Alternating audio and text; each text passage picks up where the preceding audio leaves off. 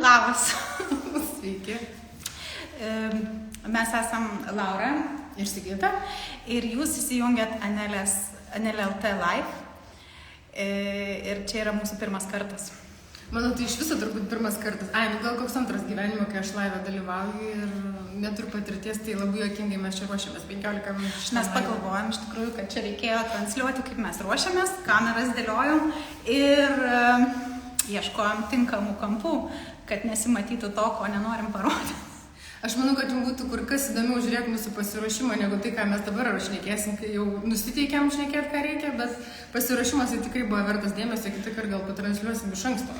Arba nufilmuosim ir paskui parodysim behind the scenes. Iš tikrųjų, laivas turbūt yra toksai formatas, kuriam nepasiruoši niekados idealiai, nes nežinai, nei kur pakryps kalba, nei galbūt nukris kamera nuo šito stovo mūsų, kai kuris improvizuoto. Noriu pasakyti, kad jūs mus galite žiūrėti per Facebooką, dabar per Instagram. Labadiena, ačiū jau už matomus linkėjimus. Ir taip pat mes įsirašinėjom šito mūsų pokalbio, kuris tikėkime vyks sklandžiai garsą ir patalpinsim jį į mūsų visokius kitus kanalus, apie kuriuos ir norim šiandien pašnekėti. Aš tai nusiteikiau, kad nevyks sklandžiai pokalbis, nes mes kažkaip, čia ilgai ruošiamės ir iš tikrųjų turim pakankamai daug savikritikos tame, ką mes darom ir kaip mes darom. Tai čia apie tą prieš istoriją ir papasakosim. Taip. Turbūt pirmiausia reikėtų pradėti nuo to, kad Anelė LT lapkričio 1 sulaukė 1 mėnesio sukakties ir per tą mėnesį iš tikrųjų mes padarėm ir tai turbūt, ką buvom suplanavę ir nepadarėm, ko buvom suplanavę ir buvo iš tikrųjų labai daug, bent iš mano pusės, noro sustyguoti procesus, įvesti sistemą, kas kaip vyksta, nes naujas projektas jisai reikalauja labai daug dalykų sudėliotų, kad viskas vyktų sklandžiai ir taip, kaip norim. Ir kad tas turinys, kurį mes norim kurti ir kuriuo norim dalintis, jisai kad atsinaujintų reguliariai, kad jisai būtų aktualus, naudingas, kartais linksmas. Turint galvoje, prieš kiek mes susitikom ir pradėjom kartu daryti, tai buvo turbūt mėnesis prieš startą, turbūt nedaugiau. Greičiau, tai mes rugsėjis, manau. Pakankamai skubriai viską susidėliojom, bandėm pasiskirti atsakomybėmis ir šiaip netaip ir norėjom vienu metu ir straipsnius daryti, ir video įrašinėjom ir va dabar čia viską papasakosim, kas iš tikrųjų to Anelė dar bus. Iš tikrųjų taip. Tai mes pasidarėm tokį interviu, kuriame norėjom papasakoti apie tai, kas mes esam, nes nesam labai, Sigita gal viešesnis asmuo negu aš. Aš tai mažai mėgstu dalyvauti online dalykuose ir socialiniuose tinkluose, tai mes šiek tiek norėjom papasakoti, supažindinti jūs su mumis, tai bandėm įrašyti tos interviu, o po to pradėjom save stipriai kritikuoti. Reikėtų truputėlį priešistorės. Anelė yra online žurnalas suaugusioms moterims ir Anelės dalis bus tinklalaidė Nebe panelė. Ir tinklalaidį mes jau rašėm 3 fantastiškus pokalbius su įkvepiančiomis moterimis. Jeigu sekat mus Instagrame ir Facebook'e, turbūt matėt užkulsius prieš jau gerą mėnesį tikriausiai, ar ne, mes filmavom. Kur dalinomės, kas tos moteris yra ir tuos pokalbius paleisime jau neužilgo. Ir tuo pačiu mes sugalvom painterviuoti ir paklausinėti vieną kitą. Ir taip gavosi, kad kai pamatėm, kas ten pavyko, tai mes labai pradėjom kritikuoti, pirmiausia, pačios save. Neapsidžiaugiam iš tikrųjų, tai pasirodė, kad mūsų savęs pačių priėmimas yra tikrai dar ilgas procesas ir teks su tuo, man atrodo, padirbėti, bet kartu iš tikrųjų ten buvo ir nemažai tokios saviironijos, kad priimti, kad taip, nebuvo viskas tobulai, ne viskas paklausta, ne viskas atsakyta, dar ten apie išvaizdos dalykus, oi, čia man kažkas matosi, kažko nesimato, tai mes iš tikrųjų labai juokavom ir netgi tiesiog svarstėm, oi, tai gal tada palikti tik tai garsą ir nedėti vaizdo. Ir po to pagalvom, kad tai žiauriai nesąžininga kitų ten pokalbininkių ir herojų atžvilgių, kad tarsi mes jas įdėsim vizualinio formate, o save tik audio formate. Tai būtų žiauriai nesąžininga, nes visi žmonės turi dažnai pastabų savo, kaip jie atrodo, kaip jie kalba. Tai yra natūrali gyvenimo dalis ir mes nusprendėm, kad mes gal galim sau leisti būti drąsus, juolab, kad Anelė mums čia pasidaravo viena Taip. Žodžiu, mūsų konsultantė tokia iš išorės, kad aš matau, kad Anelė labai drąsias temas ketina ruošti. Ir mes sakom, o tai kodėl mes čia tada bijom save parodyti? Taip, iš tikrųjų esam. Tai. Nes greičiau, aš esu susidūrus su ta savikritika savo gyvenime, save bekritikuodama. Ir labai gerai žinau, kad tai, kaip save matai, dažniausiai nėra taip, kaip mato žmonės iš šono. Ir mes nepradėsim turbūt išdavinėti, kas ten mums nepatiko mūsų interviu. Labai kviečiam jau dabar interviu, po to, ne dabar, po to, kai paklausysit mūsų čia, paklausyti interviu Spotify ir stories įdėsiu iš karto linkus, kai baigsim šią transliaciją. Ir į YouTube'ą įdėsim, kaip galima greičiau, nes truputėlį susidūrėm su techniniais nesklandumais. Ir į YouTube'ą taip pat galėsite mūsų tuos interviu pamatyti. Tai turbūt mes perinam čia prie to, kiek mes visko sugalvojom ir kiek čia kanalų mes norim apimti, ar ne?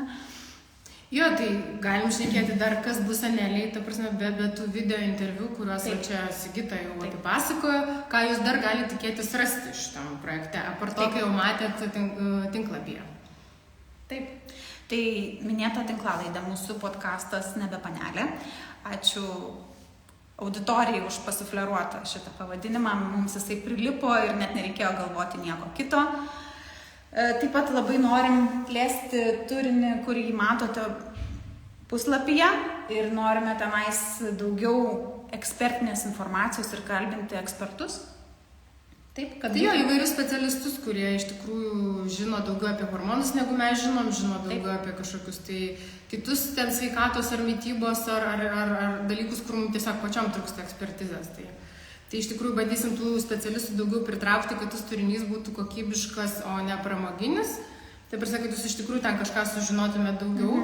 Ir galbūt, kadangi mes vėlgi pačios tyrinėjom šitą būseną, ką reiškia pereiti vidurio amžių ir toliau amžėti, tai iš tikrųjų pačios ieškom atsakymų, kaip su tuo būti, ką galima daryti, ko nebūtina daryti.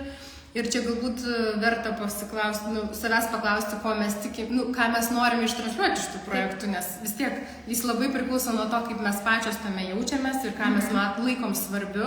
Tai tarkim, kas mums atrodo, kad svarbu Anelei yra. Kadangi Anelė yra pirmiausia mano idėja, man labai svarbu paruošti save ir turėti visą informaciją, kiek įmanoma visą, nes turbūt visos ir nėra įmanoma turėti kuo daugiau informacijos apie pokytį, kuris vyksta moters organizme, gyvenime, amžiaus viduryje ir kaip su tuo pokyčių susigyventi, gyventi ir nugyventi likusį gyvenimą kokybiškai. Tai aš kaip sakau, Anelė man yra kaip, pamiršau dabar žodį ant liežuvio galo jisai, apsauga, bet ne apsauga. Prevencija. Anelė man yra kaip prevencija, žodžiu, kaip prevencijos priemonė ir šaltinis tų žinių ir būdų, kaip man toliau nugyventi gerai visą, kas man skirta. Tai va, tai šitoje vietoje mes su Sigita turim tokius skirtingus požiūrius į dalykus. Sigitai svarbu gyvenimo būdas, kaip pasilengvinti iš tikrųjų tą buvimą, o mano požiūris yra labiau gal kaip atsipalaiduoti tame, kas natūraliai nutiks. Vieni dalykai, kitiem kiti, tarkim, kad amžėjimas yra neišvengiamas, aišku, galima bandyti ten jį atitolinti, sustabdyti ir taip toliau, bet iš esmės tas santykis kartais tampa per daug įtemptas su tokioms temomis. Ir mano, tarkim, pačios patirtis, aš einu link atsipalaidavimo, link keitimo santykio, kad žiūrėti daug ką lengviau, tarkim, į savo išvaizdos pokyčius, į savo kažkokius tai netobulumus ir taip toliau. Tai va, ką mes šnekėjom prieš tai, apie tai, kaip save vertinam, tai va, yra to proceso dalis, kaip priimti tai, kas yra. Per daug galbūt savęs nekritikuojant, bet ir neapsimetant, kad, oi, čia mes viską labai tobulai darome, nes iš tikrųjų taip nėra. Taip, iš tikrųjų taip. Kur dabar sakysim ką? Tai va, tai Sigita šiek tiek apie gyvenimo būdą ir tokį receptų paiešką, ką galima nuveikti, o mano galbūt tokia pozicija labiau apie gyvenimo meną, kuriame nėra jokių taisyklių, kaip mes turėtume senti, kaip mes turėtume žiūrėti į tai, ką turėtume daryti arba ko nedaryti, nes kažkam gali, pavyzdžiui, atrodyti labai gražu, ten kažkoks jaunas, raumeningas kūnas, kuris ten nesiskiria nuo 20 metės, o kažkam atrodys, kad aš gal labiau norėčiau daugiau laiko skirti kažkokiem kitiem dalykam, negu to savo kūno toj formai palaikymę, kad tai galbūt nebėra taip svarbu, taip svarbu tam tikram amžiui. Tai kad nėra, galbūt yra receptai, bet mes iš tikrųjų neprivalom tų visų receptų 100% laikytis ir kartais geriau paieškoti to savo unikalaus ir individualaus santykio su tuo, kas su mumis vyksta. Ir kažkokiu tai savo galbūt kūrybiškai pasižiūrėti, ką aš galiu nuveikti ir kaip man su to būti. Tai... Aš dabar klausydama Lauros galvoju, kad reikia būtinai pasakyti, kad aš esu beproto laiminga, kad mes su Laura susitikom rugsėjį ir kad mes kartu darome šį projektą, nes mes esam labai skirtingos. Tiek gyvenimo patirtimi, tiek gyvenimo būdu, tiek požiūrės į tam tikrus dalykus.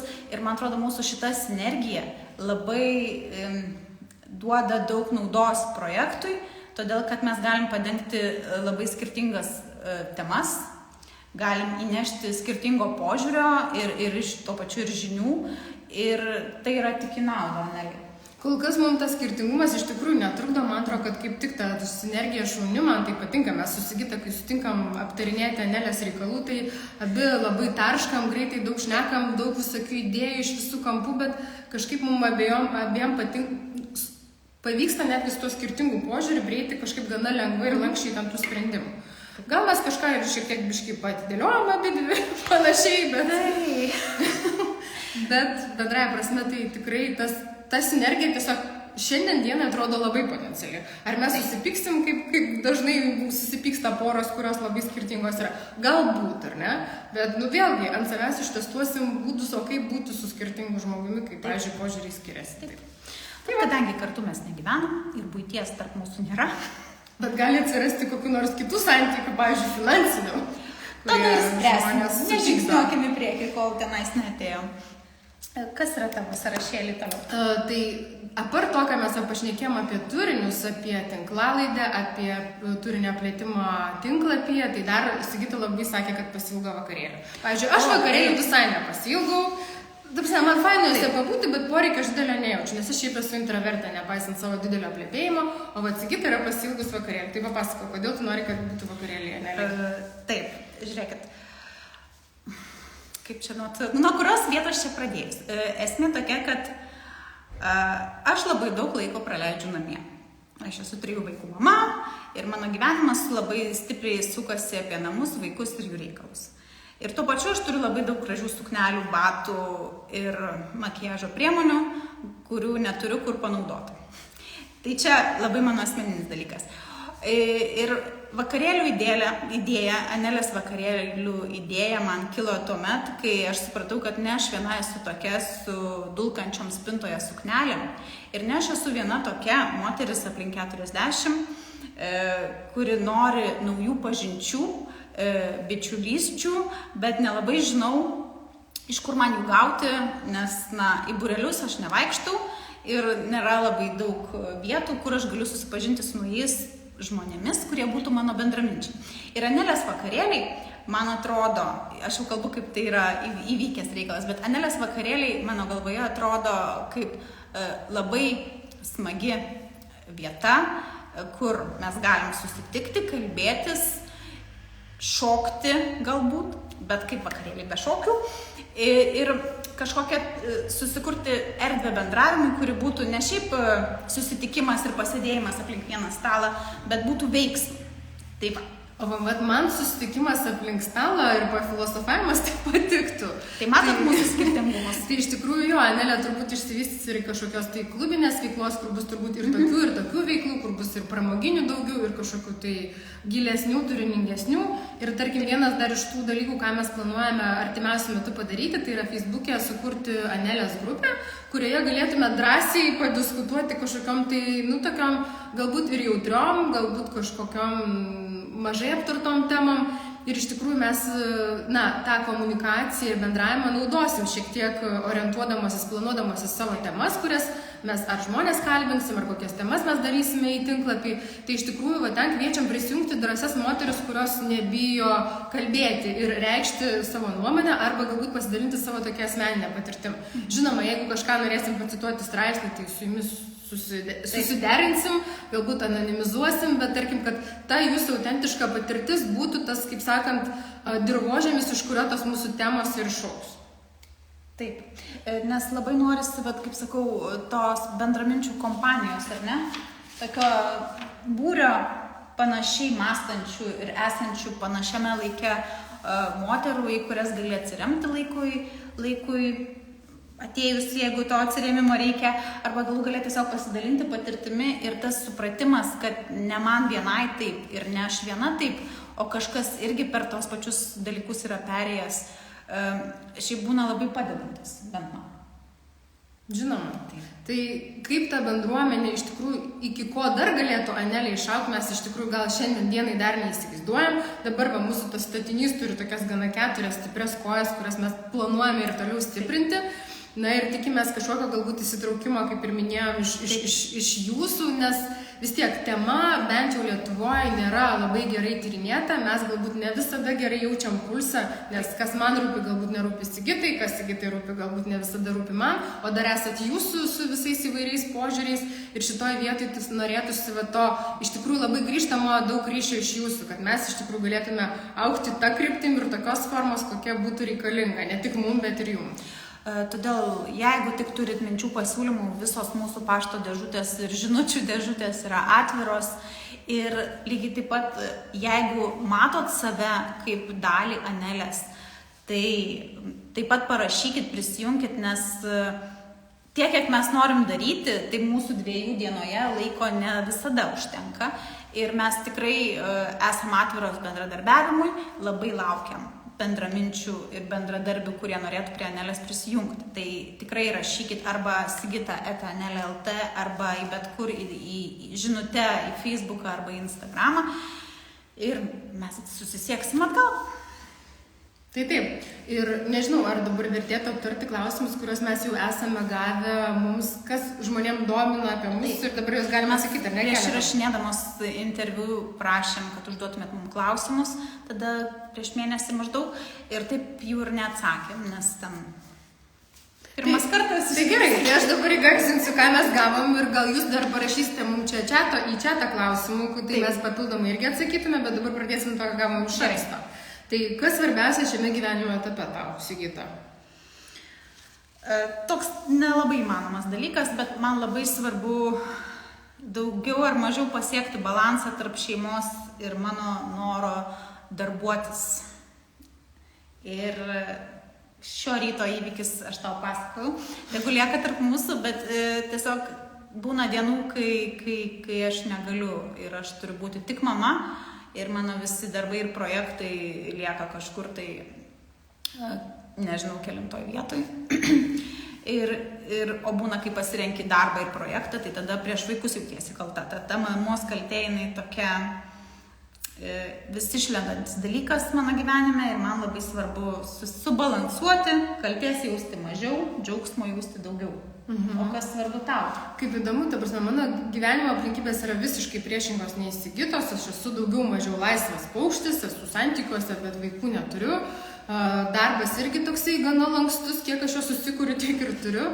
Tai iš tikrųjų, bet to, ko aš siekiu, tai iš tikrųjų man tos pačios aktualios. Tai viena vertus yra ta pusiausvyra trapi tarp kažkokio tai malonumo ir lengvo buvimo ir tarp disciplinos ir kažkokių tikslų pasiekimo.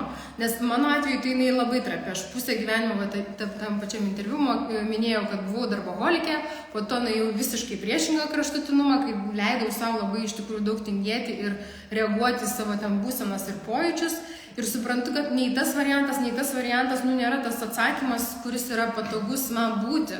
Tai tarkim, tavo savidisciplinos pastangų ir tarkim kažkokio tai lengvo ir faino tokio buvimo pusiausvyra yra labai svarbi. Plus kaltė. Na, Sigita jaučia kaltę prieš šeimą, aš, pavyzdžiui, jaučiu ten kaltę prieš kūrėją. Jeigu aš, pavyzdžiui, kažkaip ten savęs nerealizuoju, kažkokios savo misijos neatlikinėju, kas vėlgi ne kiekvienam žmogui, net vidurio amžiuje yra aišku, kokia misija ir ką jis čia yra šitam gyvenime. Tai tarkim, aš jaučiu tam tikrą kaltę, kad jeigu aš gyvenu per daug ir lengvai ir maloniai, tai aš nepadarau iš esmės kažko, kam aš esu skirta, ar ne? Arba ne tą apimtį padarau, kurią galėčiau padaryti. Tai vėlgi tas toksai kaltės jausmas, kažkoks įsipareigojimas ir tos pusiausvyros laikymas, kad nenuvaryti savęs nei vieną kraštutinumą, man lygiai taip pat svarbus, nepriklausomai nuo gyvenimo aplinkybių. Tai tas yra fain. Gerai, kitas klausimas. Tai mes ne tokias ir skirtingos vis dėlto. Pasirodo ir universalūs dalykai. Kodėl amžėjimas yra labiau moteriška aktualija? Ar tu manai, kad čia yra moteriška aktualija? Manau, todėl kad pasižiūrėk, žvaigždės ant viršelio, kur yra vyras su raukšlėmis ir kur yra retušuota graži moteris. Čia labai toks paprastas pavyzdys. Bet tiek ir visi kiti dalykai ir ypatingai fiziologija. Aš esu girdėjus vienos bendrosios praktikos gydytojos komentarą, kuris sakė, kad man labiau patinka dirbti, kaip pas mane, kaip klientai, pacientai ateina vidutinio amžiaus vyrai, nei vidutinio amžiaus moteris. Nes vidutinio amžiaus moteris, jos turi daugybę visokiausių problemų, kurias aš nežinau kaip spręsti, nes aš to nesimokiau. Nes, tas amžius vyresnis moteriai, jis yra visai kitoks negu vyrui. Tai turėjome meni, kad daugiau ten tyrimų visokių padaryta su vyrais būtent ir jų, tarkim, ten sveikatos dalykai yra labiau, gydymo algoritmai paremti labiau vyrišką patirtimą, ne? Aš nesakau, kad vyrai neturi problemų savo vyresnėme amžiuje, bet tas amžėjimas ir tas, kad nėra aišku iki galo, nes yra mažai tyrimų, kodėl moterim vyksta vieni ar kiti dalykai jų tam tikram amžiui, tai tas labai atliepia labai daug gyvenimo sričių paskui. O kaip tavo manimu yra šitoj srityje? Aš sutinku, kad amžėjimas yra moteriška aktualija, nes amžėjimas turbūt susijęs su savivertės dalykais, ar ne, tai, ką mes laikėm kažkokiu savo privalumu tam tikram gyvenimo etape, tampa nebe tokios kokybės, kaip mums norėtųsi, ar ne? Ir šitoje vietoje turbūt yra pakankamai nemažai tyrimų, kad vyrai psichologiškai yra mažiau savikritiški negu moterys, ar ne? Jie mažiau reflektuoja, kaip aš čia atrodo, gal man jie problema ir taip toliau, kad moteris yra labiau linkę žiūrėti į save ir ieškoti savie kažkokių tai problemų. Vyrai yra linkę arba problemų nematyti, arba problemas spręsti. Tarsi, kad einu išsprendžiu ir nesėdžiu, nerefleksuoju, o moteris labiau linkia refleksuoti apie tai, galvoti ta prasme, bet ne visada daryti, iš tikrųjų, joms pavyksta. Tai, tarkim, jos galbūt jautresnės amžėjimo klausimams, vyrai, manau, kad tikrai susiduria su amžėjimo visokiais tenai efektais, bet tiesiog galbūt juos mažiau įsisąmonina ir mažiau sureikšmina, bet tai nereiškia, kad jie neturi. Tai galbūt mūsų kažkokia tai informacija, ką mes dar čia duosim, gali būti ir vyram, bent jau apie moteris, ar ne? Taip. Kad vyras galėtų suprasti, tarkim, su kuo susiduria moteris, kuri amžėja, nes kartais lūkesčiai yra tokie patys, tarsi jinai būtų ten 25 ar 35. Taip. Tai va, tai klausimas dar susijęs, ar amžėjimo tema yra naujas trendas?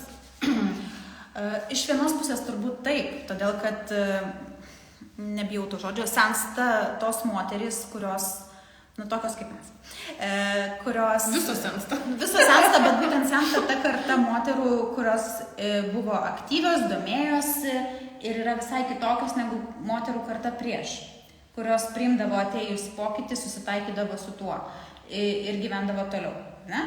Nesvarbu, kokį nepatogumą galbūt tas pokytis atneša.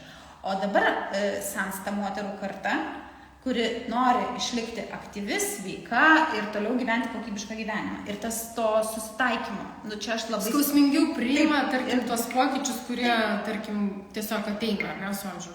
Taip, arba nebūtinai skausmingiau priima pokytį, bet pokytį priima, bet nori savo gyvenimą ir save pritaikyti ir gyventi pagal, su tuo pokyčiu, bet kitaip. Tiesiog lygiai taip pat gerai. Norėtų iš tikrųjų, kad nesikeistų niekas. Pripažinkim. Mes norėtume, kad mes ten užsifiksuotume ties kokiu ten, ką žinau, 25-30 ar ne, ir būtume tam bent jau fiziškai, ar ne, toj būklei sveikata, ten išvaizda ir taip toliau, ir taip toliau. Protas tai turbūt norėtųsi, kad gal dabartinis būtų, bet išvaizda būtų ta. Bet dėja, kažkaip tai čia gaunasi žirklės, šitoje vietoje. Aš tai kažkaip manau, kad trendas yra naujas, viena vertus dėl to, kad mes galbūt turim daugiau laiko į save gilintis, kad mūsų nebekamuoja tokie išgyvenimo dalykai, ar ne, kaip tarkim mūsų tėvų kartos, ar ne, ar ten senelių juolab, kurie patyrė įvairius ten, tarkim, kažkokias ten nacionalinės traumas, kur iš tikrųjų reikėjo galvoti apie išgyvenimą, o ne apie tai, kaip tu atrodai ir kaip tu jautiesi. Tai ten iš tikrųjų buvo svarbiau kažkoks saugumas, pavalgymas, tokie kažkokie baziniai pagal Maslow piramidę laipteliai. Dabar mes tiesiog turime laiko prabangą, kita vertus tu teisi, ta prasme, kad mes esame įpratę labai prie aukštos kokybės performanso. Nežinau, ar tai yra, ta prasme, sveikas tas požiūris buvo iki šiol ir dėl to tas kritimas yra toksai skausmingas. Jeigu mes nebūtume taip varę jaunystėje, gal ir dabar kažkaip tas nuosaikesnis perėjimas būtų. Juolab, kad yra ten tų tyrimų, kad kultūriškai menopauzę taip jautriau išgyvena tuos moteris, kurios yra civilizuotam vakarietiškam pasauliu, o ne rytietiškam. Tai tarkim, kad tas moters vaidmuo, jisai toksai didžiulis aktyvumas prilygstantis beveik vyriškam, o kartais netgi norintis jį pranokti, kad mums nepadeda po to pereiti į kitą gyvenimo etapą.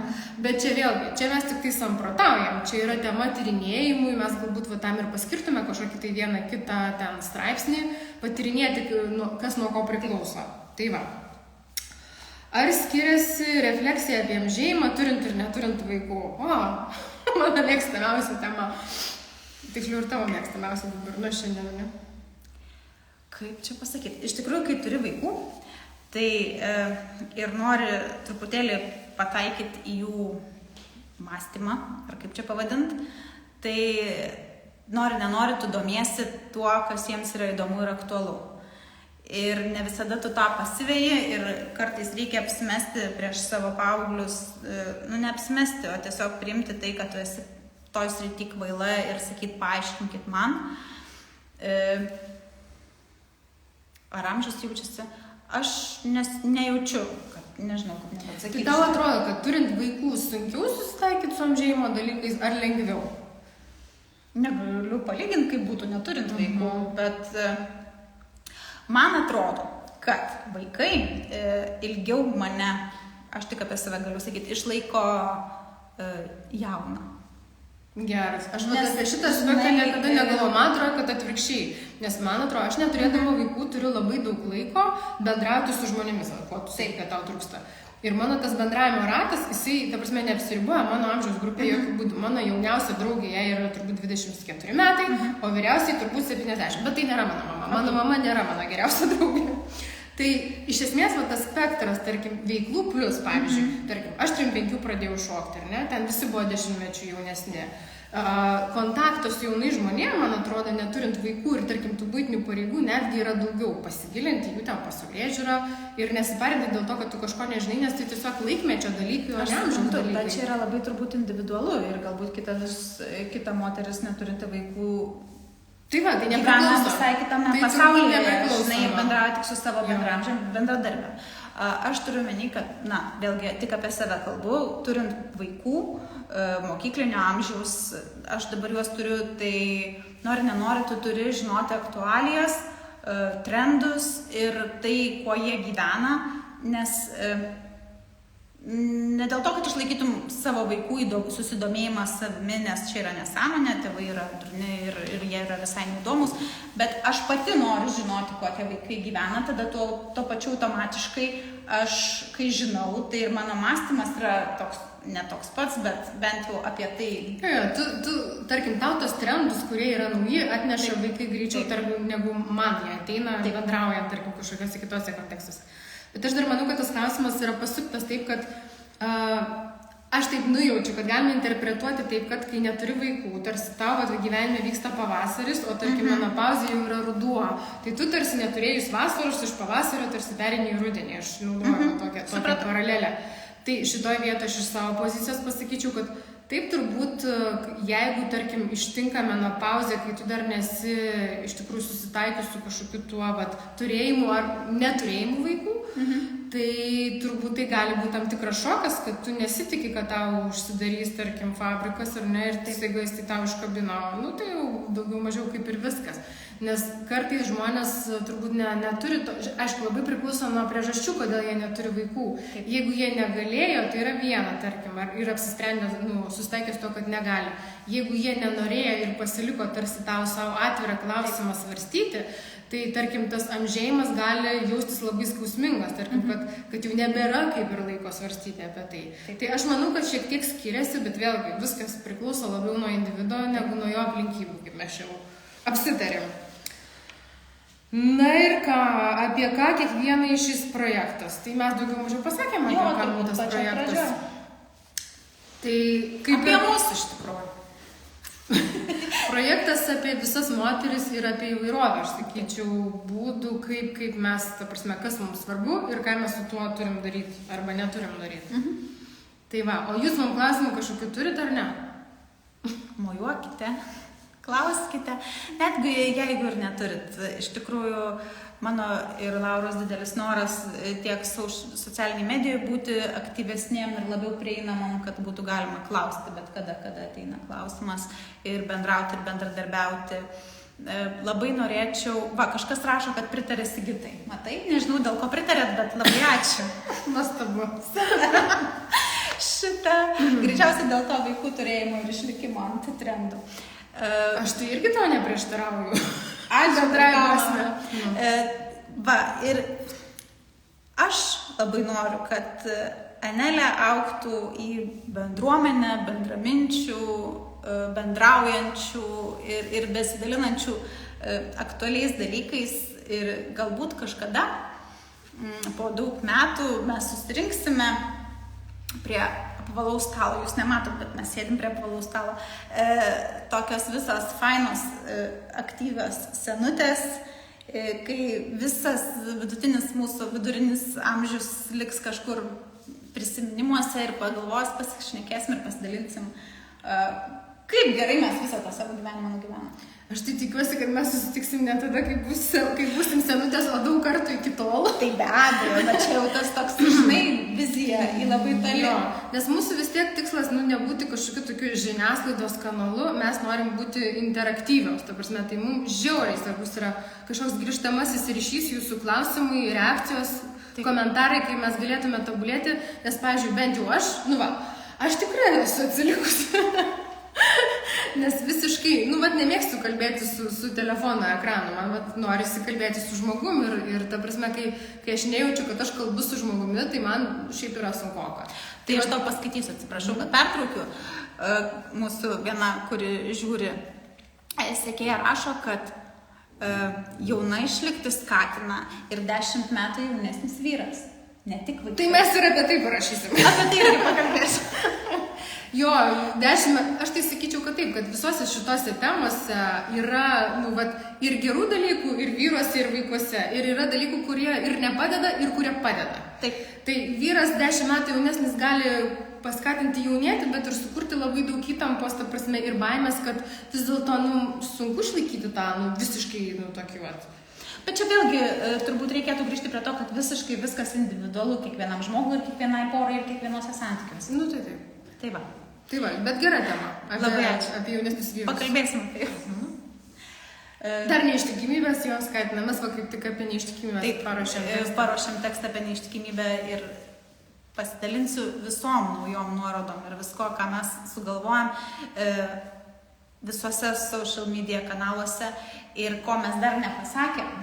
Mes susikūrėm Contribui. Tai ką man dabar pasakyti? Iš tikrųjų, tai mes, kadangi esam, mes tai pagyvenę, bet Anelė tai yra visiškai dar jauna. Ir mažutė mergaitė, ir jinai dar tik tai auga. Ir šitoje vietoje tą Anelę mums teks auginti dviese ar ne dviese, tikimės, kad kažkas ir prisijungs ir bendradarbiauti. Bet tom, kurios neturi, negali bendradarbiauti, tarkim, savo darbo kažkokiu, tai labai norėtume pakviesti mus palaikyti per Contribui. Įdėsiu nuorodą. Jo. Rasit lengvų paspaudimu. Iš tikrųjų, kiekvienas tas palaikymas kuriantiems žmonėms yra svarbus ir ta finansinė injekcija, kuri yra kartais ir labai nedidelė kavos puodelio sumos dydžio, ji yra labai svarbi, nes tu matai, kad žmonės tavim tiki ir žmonės nori, kad tu ir toliau darytum tai, ką darai. Tai čia tas Contribui sukūrimas buvo šiaip didelis žingsnis, nes mes ieškojom įvairių būdų galbūt apmokestinti turinį. Tada, atsimeni, diskutavom apie tai, kad tai nėra sąžininga, nes tai gaunasi tada tas turinys prieinamas tik labai siauram ratui žmonių. Ne? O mes norim, kad tema apie moterų amžėjimą, perimenopauzę, menopauzę, sveikatą, gyvenimo būdą ir visus tokius dalykus, sklistų plačiai ir būtų apie tai daug kalbama. Tai turbūt ta mėnesinė suma, kurią mes ten užstatėm ir jinai yra labai nedidelė, ji yra ta tokia injekcija, kuri mums padės keliauti į priekį, galbūt pasidengti kažkokias išlaidas arba tiesiog jausti tokį stiprų palaikymą iš jūsų. Taip. Tai mūsų dar klausimas, ar mums tinklalaidžius šitos laivus daryti toliau? Ar nerašykit mums? Ar daryti periodiškai laivus, ar jums kažkas rūpia apie mus, ar mes galim toliau savo pasislėpti ir ramiai ten būti? Taip. Už kadro. Tai irgi šito labai norėtumėm iš jūsų atsako, nes mes kalbėjom, kad turbūt vieną kartą per mėnesį, bet taip susitikti ir pašnekėti į telefoną Bet žmonėms nėra, tai kam čia šnekėti? Tai žiūrėkit, mes klausimų laukiam visą mėnesį ir po gero mėnesio bus gruodžio pradžia, visur skambės Jingle Bells ir galbūt mes susitiksim ir pašnekėsim apie ateinančių metų planus. Gal, pavyzdžiui, mano svajonių vakarėlis jau bus labiau apčiuopiamas, ar ne? Ir mes galėsime apie tai pasidalinti. Tai va. Nu, mes tikimės, kad vakarėlis ne už kalnų, jis nebus per tą šventinį laikotarpį, tikrai, bet mes iš tikrųjų galvojame ir apie koncepciją, kad jisai būtų fainas, įdomus, bet kad ir kitai patiktų ir man patiktų. Taip. Nors šokti mums abiem turbūt patiktų. Ant stalų. Tas, kiek aš turiu įsivaizdavimus. Kiek svarbus stalai būtų. Na, tai taip. Taip. Tai labai ačiū, kas šį dienos vidurį paskyrėt mums, o ne savo pietums. Stengsimės išsaugoti ir kad viskas nedingtų, ką mes čia prišnekėjom ir galima bus pasižiūrėti, jeigu nespėjote, bet kada turėsite laiko. Audio versiją labai tikiuosi, kad pavyko įrašyti ir jinai taip pat bus prieinama tokiam lengvam pasiklausimui, pavyzdžiui, pasivaikščiojimo metu, vedžiojant šunį, vedant vaiką iš darželio, mokyklos arba tiesiog važiuojant į kitą Lietuvos kraštą ir susitiksim vėl. Labai daug nuorodų sudėta bus šiandien į stories, kad spaustumėt ir klausytumėt, paremtumėt ir skaitytumėt. Labai ačiū visoms, kurios per šį mėnesį jau prisijungė prie Anelės ir dalinosi savo patirtimis, mintimis, išgyvenimais. Aš ir Laura tikriausiai esam labai dėkingos. Tai žinoma. Tai aš kaip ir minėjau, mes kuo daugiau iš jūsų gaunam to ryšio, tuo mums yra ramiau ir geriau ir mes tada jaučiamės, kad darom ne veltui kažkokį tai dalyką ir ne savo. Taip. Ne tik savo. Nes darom ir savo, bet ne tik savo. Taip. Tai ką, turbūt reikės spausti kažkaip ir čia viską išjungti. Tu turi spausti ten ir spausti čia. Ir ačiū, susitikim kiekvieną dieną, Instagram, Facebook ir kur nors Vilniuje gatvėje pamojuokit. Iki. Iki.